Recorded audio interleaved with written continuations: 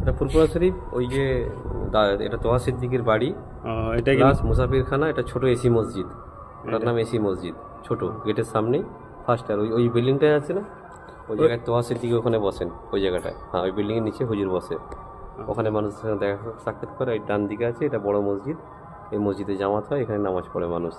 আর যখন ভিড় অনেক বেশি হয়ে যায় তখন নিচে বাইরে যে বারান্দা আছে, এই বারান্দা এইটা সমেত টোটাল এলাকায় মানুষ নামাজ পড়ে, ঈদের নামাজ বা কোনো বড় জামাত হলো।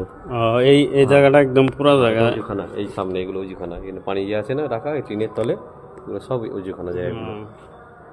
একটা মেন গেট দিয়ে ঢুকছে এখনো মসজিদ। এটা আমার বিল্ডিংয়ের নিচে যেটা আছে এটা মুসাফিরখানা। মুসাফিরখানাটা এসে দেখো উপরে পুরো বিল্ডিংটা, টোটাল এটা তো মুসাফিরখানা, টোটাল বিল্ডিংটা মুসাফিরখানা, গাড়ি পার্কিং, মানুষ আসে, মেহমানরা সব এখানে থাকে। ফাঁক থেকে যে মানুষগুলো মাজারে জিয়ারত করতে আসে তারা এখানে থাকে, খাওয়া দাওয়া করে, পেশাব পায়খানা টয়লেট সব ব্যবস্থা আছে।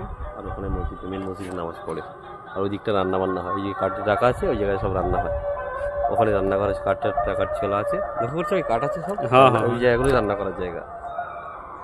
আর এখানে পুরো গার্ডেন করা আছে, ফলমূল হাবি যাবি দেখাবো কোনো গাছ কি আছে পরে। এই জায়গা তো মানুষ এসে বসে, বসে জিরানি জায়গা। মেন হচ্ছে মসজিদটা।